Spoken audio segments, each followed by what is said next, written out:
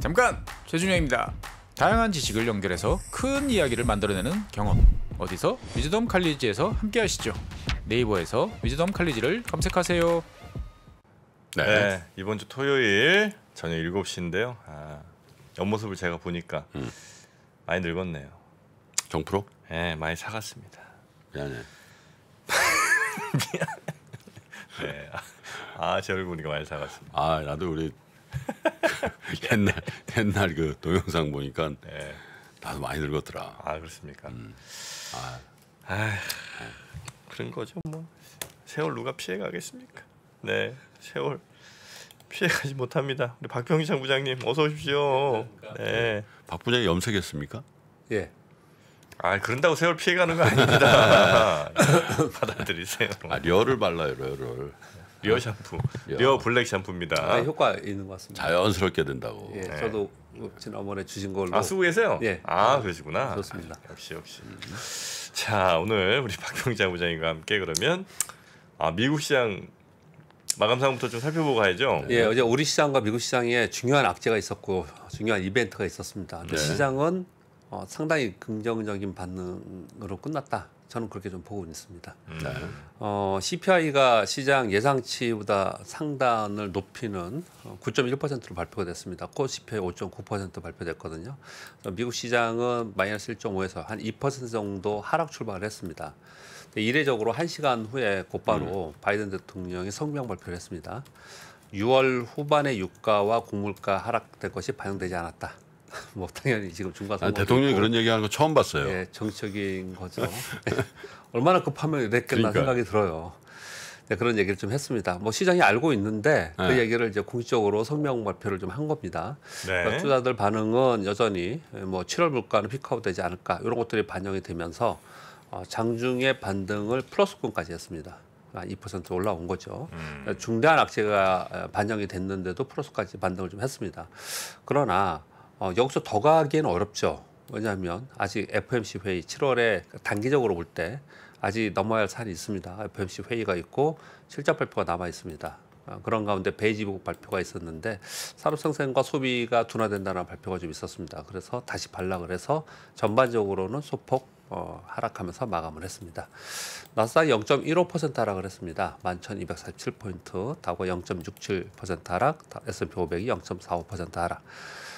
비교적 양호했다고 표현을 드리는 것은 굉장히 충격을 받지 않겠냐라는 의견도 굉장히 많았고 아니다. 시장 반응이 이번이 피크아웃이 되면서 7월부터는 둔화되지 않겠냐는 것을 반영하면서 저가 매수가 들어오지 않겠냐 양쪽의 의견이 있었는데 그 뒤 후반에 얘기하는 쪽이 시장에서는 긍정적인 것이죠. 근데 그렇게 반응을 했다라고 보시면 될 것 같습니다. 네. 유가는 이제 96달러, 100달러 아래 떨어져서 좀 움직이고 있고요. 10년 만기 국채 수익률이 2.93%인데 2년 만기 국채 수익률이 3.14%예요. 장단기 금리차가 역전된 상태에서 시간이 오래 가고 있고 또 그 폭을 확대하고 있는 상황이 지속되고 있기 때문에 시장의 주된 관심은 경기 침체로 좀 가고 있다라고 보시면 될 것 같습니다. 네. 어제 미국 시장을 보면서 한마디로 표현하면 7월 한 달을 봤을 때 한 고비는 넘겼다. 이제 다음 고비를 준비하면서 이제 가야 된다 이렇게 보여집니다. 다음 고비를 하면 이번 달 마지막 주에 있을 FOMC 회의와 실적 발표. 그때도 만일 뭐 시황하면서 설명을 드리겠지만 어제처럼 좋지 않게 발표가 됐는데 시장이 알고 있어라고 하는 반응을 준다면 시장의 심리는 좀 달라질 수 있겠죠. 그래서 시장은 이제 그것을 바라보면서 갈 것이다 이렇게 보면 될 것 같습니다. 네. 우리 시장 어제 한국은행에서 50bp 금리 인상을 했습니다. 처음이죠. 곧바로 환율이 좀 하락을 했고요. 시장은 상승을 했습니다.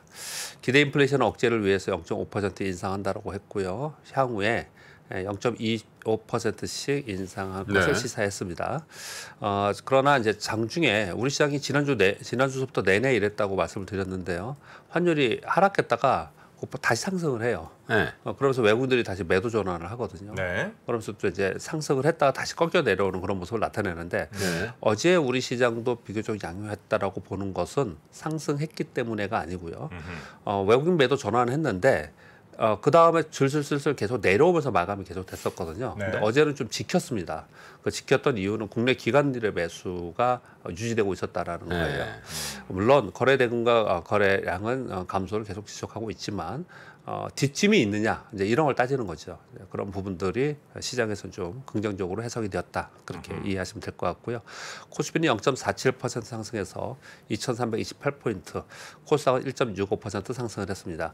어제 말고 그저께인가에 그 나스닥이 2% 이상 하락한 날 있지 않습니까? 그렇죠. 그리고 빅테크들이 급락한 날. 네. 그래서 우리나라 시장이 2% 하락을 하면 2,300포인트 깰 상황이었어요. 네. 그런데 깨지 않고 2,310포인트 정도에 있다가 재차 어제 악재가 나왔음에도 불구하고 있거든요. 그러니까 네. 시장이 한마디로 표현하면은 지표나 이런 걸 말씀드리는 게 아니라 데이터를 말씀드리는 게 아니고 시장의 심리가 좀 버티고 있다. 그런 표현을 좀 말씀드리는 거고요. 어제는 자동차와 2차 전지 쪽이 비교적 강세였고요. 자동차 많이 올랐다고요. 네, 그리고 코스닥 쪽에서 어제 1.6% 올랐는데 게임하고 콘텐츠 이런 데 있잖아요. 낙폭과대 종목들. 그래요? 네, 이런 종목들이 어제 비교적 큰 폭으로 올랐습니다. 그래서 확연 7월에 들어서 지표의 변화도 좀 있지만 네. 전반적으로 시장의 심리도 좀 변화되는 게 있어서 요대로 좀 이어가야 되는데 아직도 의심하고 있고 그리고 거래 대금도 늘고 있지 않고 여전히 걱정스럽습니다. 그런데 변화는 좀 있기 때문에 예의주시하자 이 정도로 말씀드릴 수 있겠습니다. 게임이 좀 올랐군요. 어제 게임도 그렇지만 콘텐츠에 있는 만화나 아니면은 또는 엔터테인먼트 이런 것들이 좀 어저께 많이 그러니까 올랐습니다. 우영우가 저기 비영어권 1등했네요. 에이스토리, 예, 우영우 재미있게 저도 보고 있는데요. 이상한 변호사. 예, 네. 계속 올라가고 있습니다. 이제 매크로에서는 사실 하루하루 매일 데일리로 말씀드리다 보니까 큰 변화는 없습니다. 근데 이제 어떤 특징만 말씀을 드리는 건데요. 장단기 금리차 역전폭이 확대되고 있다라는 말씀을 좀 전에 드렸는데요. 10년 만기가 2.93%, 2년 만기 3.14%. 2018년, 2019년도에 이게 역전되고 나서 시장이 엄청나게 크게 반응했어요. 이 부분 때문에요. 그런데 지금은 물가도 있고 또 금리 인상도 있고 여러 가지 다른 악재들이 지금 복합적으로 작용이 되어 있는 상태에서 경기 침체를 논하고 있는데 거의 받아들이는 그런 모습을 나타내고 있어서 그런지 이 얘기가 이렇게 크게 부각되고 있지는 않아요. 그렇지만 이게 기간이 계속 길어지고 있고 역전폭이 확대되고 있다는 것은 분명히 경기 침체에 대해서 시장이 반영을 하고 있다. 이제 우려의 시각으로 보고 있다. 이렇게 이제 봐야 될 것 같고요. 그런 가운데 최근에 이렇게 보면은 물가 지표하고 금리 인상 이벤트는 주 추세를 움직이는 이벤트가 아니고 변동성 노이즈로 좀 그 힘이 약화된 느낌이에요. CPI 어저께도 발표도 그렇고요.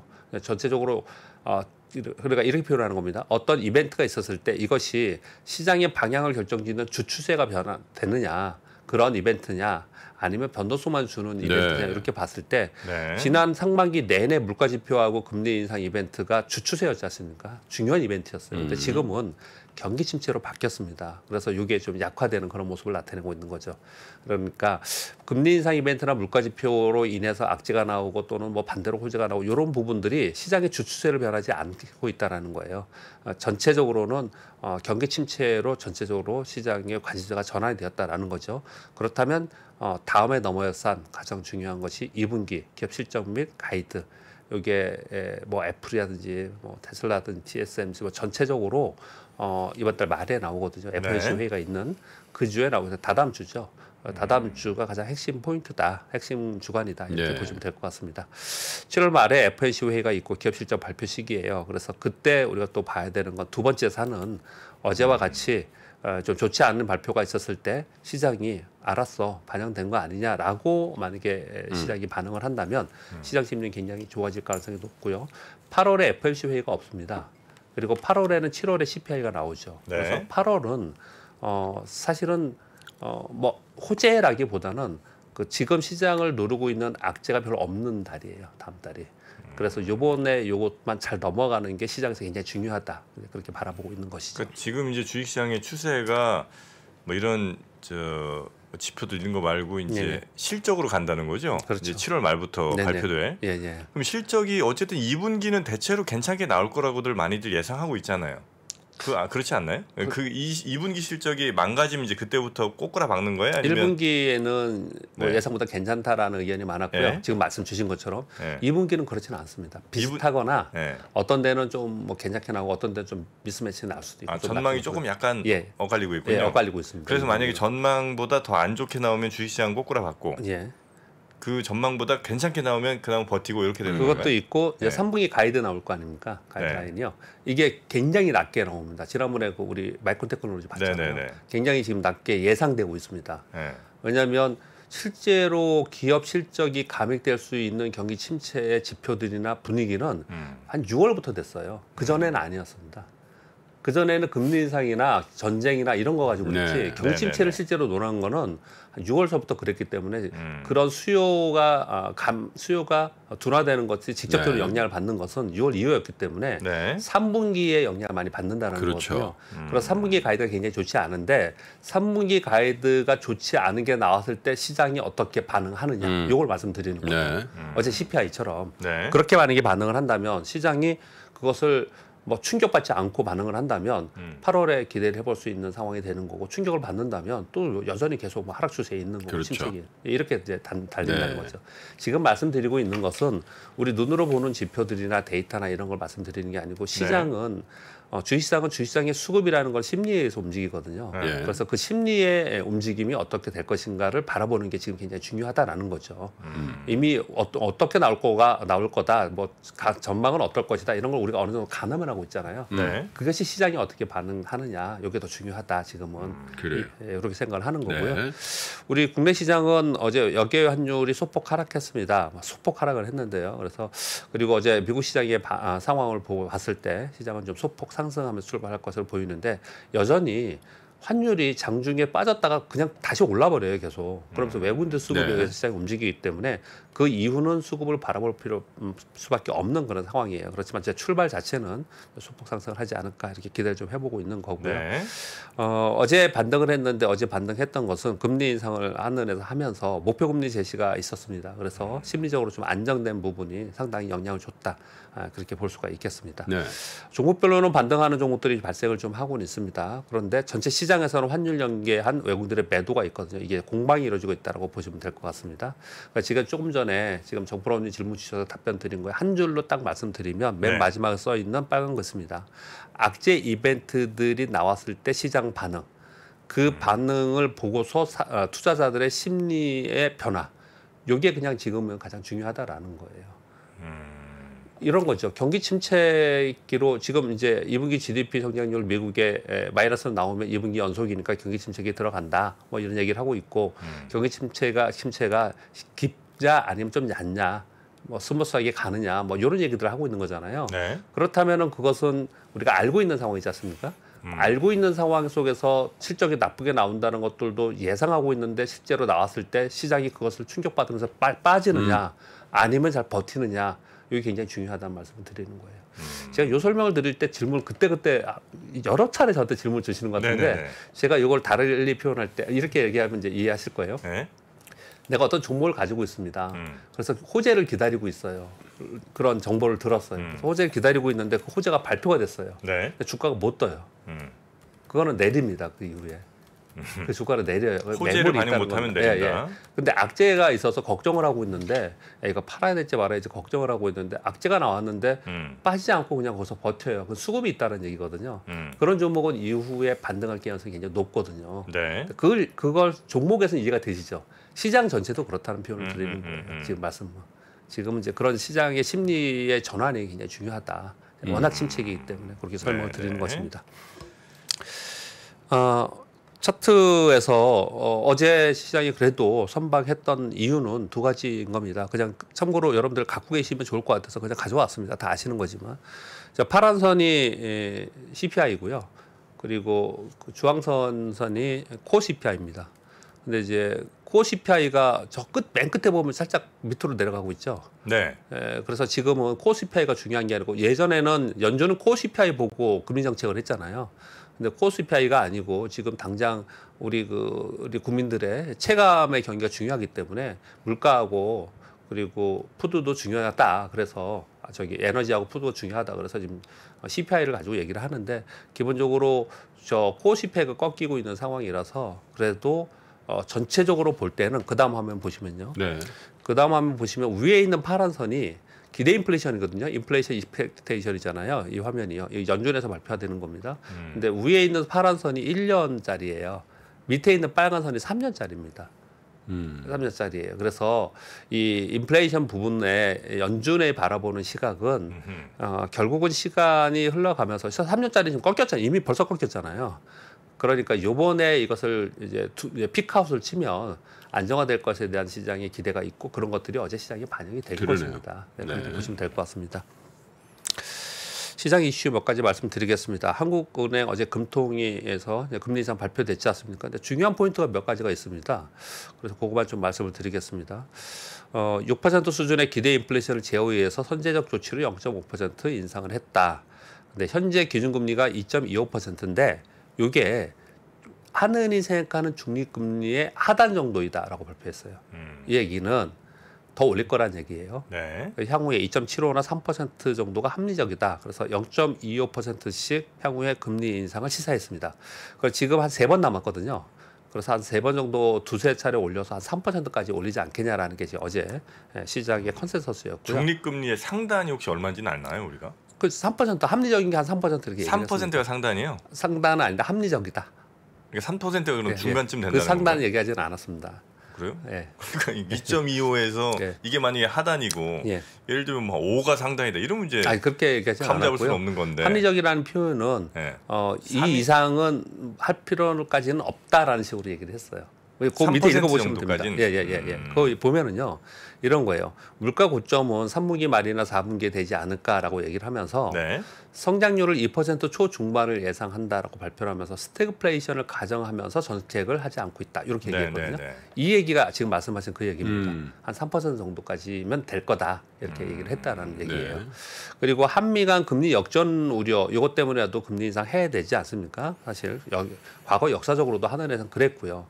그런데 이렇게 얘기를 했습니다. 과거에 한미 간 금리 네. 역전이 1%까지 간 경험도 있었다. 그래서 그게 갔다가 다시 다시 줄었다 늘었다 하는 그런 것보다는 네. 단순 수치보다는 실제로 외국인들이 이탈이 있는지 여부를 관찰하면서 거기에 대응하는 것이 더 그렇죠. 중요하다. 네. 정말 중요한 얘기를 저는 했다라고 생각을 하고요. 그리고 한미 통화 수합에 대한 기대감이 좀 있지 않습니까? 옐런 장관이 오시면. 근데 이렇게 얘기를 했어요.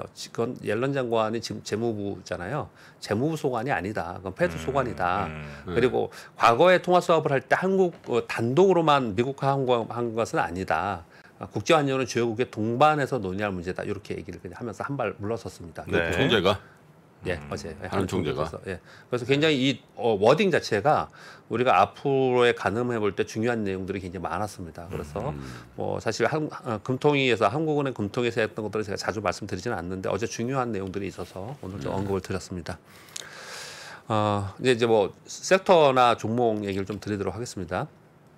디스플레이 재고 증가, 우리 우려를 계속했잖아요. 코로나 특수 이후에 TV 수요가 급감하고 있다는 거지 않습니까? 그래서 LCD 재고가 급증하고 있어서 적자가 확대되고 있다고 합니다. 그래서 LG 디스플레이가 20%, BOE나 뭐 혹시 BOE가 제일 크니까 중국 로컬 기업들이 약 50% 감산한다고 합니다. 그래요? 그래서 지금 적자가 확대되고 있고 그래서 디스플레이 쪽이 굉장히 안 좋아요 지금요.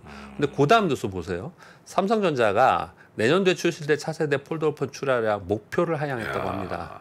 스마트폰 수요 부진과 거시경제 불확실성 때문에 이전의 모델 대비 30% 감산해서 목표를 출하하겠다. 폴더블은 좀 늘어야 되는 거 아니에요? 다른 건 좀 줄더라도? 그러니까요. 그런데 이것도 지금 하향을 했어요. 그래서 여기에 직격탄을 가장 많이 맞는 쪽은요. 반도체나 이런 쪽 부품이 아니고 LCD예요. LCD하고 OLED 디스플레이 쪽이거든요. 그래서 디스플레이 쪽이 지금 상당히 좀 좋지 않은 상황에 지금 처해 있습니다. 네. 근데 비싼 거 잘 안 팔린다는 얘기예요. 저게. 예, 비싼 안 팔린다는 거죠. 얘기죠. 근데 요런 말씀을 드리는 거는 그 또 우리나라의 그 소위 IT의 소부장 기업들 중에 디스플레이 쪽이 굉장히 많습니다. 굉장히 많아요. 이런 뉴스가 나오면서 최근에 이제 기관들 매도가 나오고 있긴 해요. 그래서 주가 자체는 엄청나게 떨어져 있고 뭐 실적이 좋은 기업들도 같이 따라 맞고 이제 그러고 있는 상황인데 여기에 관련된 기업들이 많기 때문에 참고하실 네. 필요가 있을 것 같습니다. 네. 그리고 원통형 배터리 진짜 너무 많이 얘기가 나오고 있죠. 요즘 뉴스 제일 많이 나오는 기업이 삼성 SDI하고요. LG전자 많이 나오고 있는데 네. 그 뭐 테슬라양 뭐 4680 규격의 원통형 배터리 이 얘기는 벌써 뭐 몇 개월째 하고 있지 않습니까? 네. 제가 이거 할 때마다 정프로님 맨날 얼굴 쳐다보는데 정프로님 맨날 이거 굉장히 많이 해박하신 것 같더라고. 많이 아시고. 배터리. 예, 배터리 그러실 것 같은데. 근데 이 사실 이게 네. 지금 테슬라나 BMW에 납품을 해가지고 당장 이익이 나고 이러지 않아요. 지금 시제품 하고 있는 겁니다. 이거요 지금. 왜 이게 굉장히 어렵다고 합니다. 예, 그래서 아직 시제품을 하고 있는 거예요. 네, 제가 네. 어제 여기 관련된 기업에 통화해서 관련된 사람한테 좀 얘기를 해볼 기회가 있었는데 네. 시제품이 나가고 있다고 합니다. 지금요. 그 지금 여기 BMW도요. 지금 하고 있는 게 아니고 천안 공장에 파일럿 구축을 하고 있다라는 거예요. 그럼에도 불구하고 자꾸 이런 뉴스가 나오는 이유는 BMW도 그렇고 테슬라도 그렇고 원통형 4680이나 그보다 좀 큰 사이즈의 이런 배터리를 사용한다라고 한다는 것은 조만간에 우리 왜 2차 전지가 한번 크게 올랐던 적이 있었잖아요. 그렇죠. 그런 것처럼 이익단이 크게 늘어나는 기회가 이제 도래할 것이다. 지금 시장은 굉장히 안 좋지만 그래서 그런 얘기들을 계속해서 하는 겁니다. 근데 삼성 SDI에 대해서 이제 시장에서 자꾸 자료가 나오는 이유는 이번 2분기 실적 발표 있잖아요. 그 다른 데들이 메이커들이 중요한 셀 메이커들이 좀 감익이 많이 됐는데 SDI는 괜찮았어요. 그런 부분하고 지난번에 이재용 부회장이 유럽 순방을 갔다 오고 나서 그때 BMW 회장 만나고 막 그랬잖아요. 그렇기 때문에 기대를 좀 더 많이 하고 있는 것 같아요. 그렇게 좀 정도만 이해하시면 될 것 같습니다. 네. 그리고 태양광 에너지 이것도 상당히 생각해 볼 문제인 것 같아서 이거 보고서에 했어요. 태양광 에너지 성장 속에 웃지 못하는 한국 기업 이런 보고서였거든요. 그래서 그걸 보시면 내용은 이렇습니다. 국제에너지기구 IEA 7월 태양광 공급망 특별 보고서 발표가 있었어요. 며칠 전에 나온 거거든요. 네. 중국 비중이 80%라고 그러네요. 중국이 2010년도 초반에 태양광 나왔을 때요. 미국, 독일, 한국, 일본, 중국이 각각 15에서 20% 정도 나눠서 비중이 있었다고 합니다. 그런데 지금 현재 중국이 80%인데 경쟁 국가들의 추가 투자가 없을 경우에는 2025년도에 95%가 중국 것이다. 이렇게 발표를 하고 있습니다. 요거는 굉장히 중요한 것 같아요. 그래서 말씀을 드리는 겁니다. 중국의 성장은 중국 정부의 투자 및 보조금, 뭐 저렴한 전기 가격, 그리고 장비 국산화 이런 게 있지만 이건 뭐 일반적으로 아시는 거고 여기서 제가 이 보고서를 보면서 두 가지 생각을 했습니다. 하나는 지금 태양광 쪽에 진출했던 기업들이 LG전자 철수했잖아요. 철수했죠. 오죽했으면 그렇겠어요. 굉장히 LG가 힘들었겠죠. 철수를 많이 해. 그러니까 LG전자만이 아니고 태양광이 전체적으로 우리나라 기업들이 중국에 맥을 못 추고 있다라는 거예요. 근데 그건 이제 중국의 이제 저가 공세 뭐 이런 것들도 있었겠죠. 아마도 중국은 뭐 보조금이 엄청나게 있었기 그렇겠죠. 때문에 네. 그런 것들 때문에 우리가 이제 밀리고 있는 상황이다라는 거예요. 이런 걸 이제 우리 예전에 얘기할 때 폴리실리콘도 그랬고 옛날에 반도체 가격도 그랬는데 치킨 게임. 네. 가격이 하향됐을 때 치킨 게임 얘기가 나오거든요. 여기서 이제 정말 살아남아야 되는 거예요. 그래서 여기서 살아남는 기업은 정말 큰 기업이 되는 거죠. 한편으로는 그렇고요. 또 하나는 중국이 이 보고서를 보면서 어떤 생각을 하게 됐냐면 중국 비중이 80%고 이대로 가다가는 중국이 95%야 전 세계에 점유율이. 독점 이러면 미국과 유럽이 어떻게 행동을 할까? 중국 의존도를 감소할 정책이 나올 가능성이 상당히 높겠죠. 그랬을 때 우리한테 기회가 있는데 그 기회를 잡을 기업은 어딘가 이런 것도 한편으로 생각해 볼 수가 있겠죠. 이런 유럽과 중국에서 이쪽 신재생 에너지 관련된 정책이 어떤 게 나오는지 대중 관련 정책이 어떻게 나오는지 네. 요건 이쪽에 투자하시는 분들한테 굉장히 중요할 것 같습니다. 네. 코스맥스가 미국 공장 오하이오 공장이 있었는데 15년도인가에 가서 뭐 파운데이션 만들고 그랬는데요. 7년 만에 철수한다고 합니다. 미국 공장? 예. 미국에 공장이 있었거든요.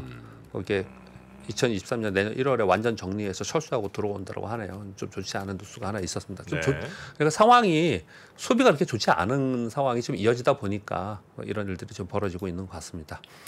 이제 곧 다다음 주에 2분기 물론 실적 시즌 들어갔습니다. 근데 실적 시즌에 이제 관전 포인트를 좀 말씀드릴 건데요.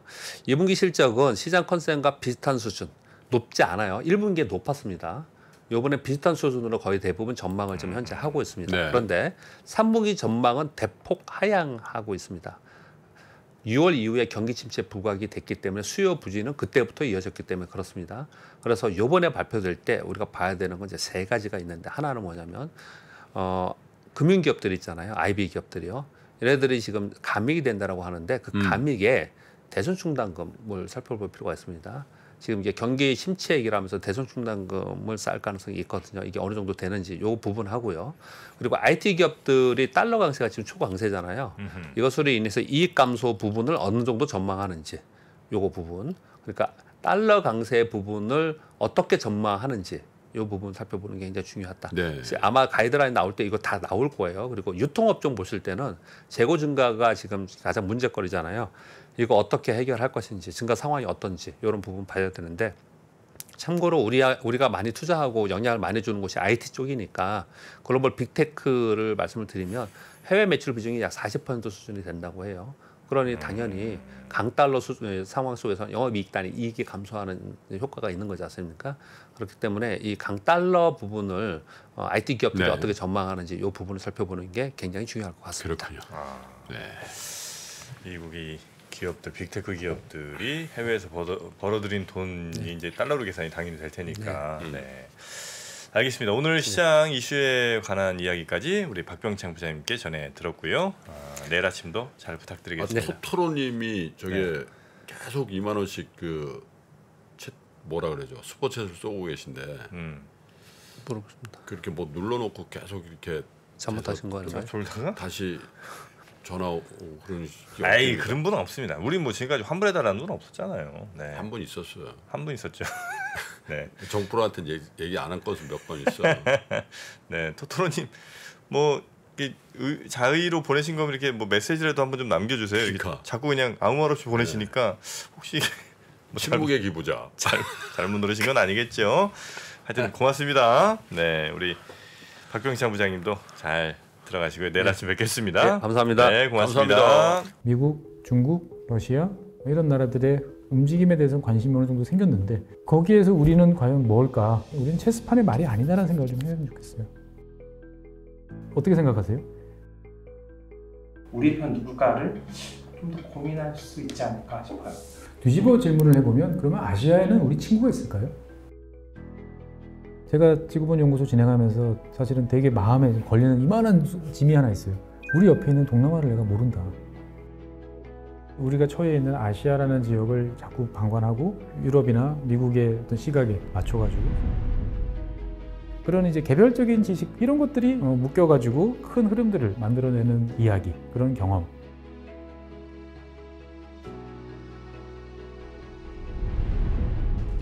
작고 잡다한 지식이라도 그것들을 절대 무시하지 말라. 나는 그건 되게 긍정적이고 그런 지식들을 연결해서 말 그대로 위즈덤이잖아요.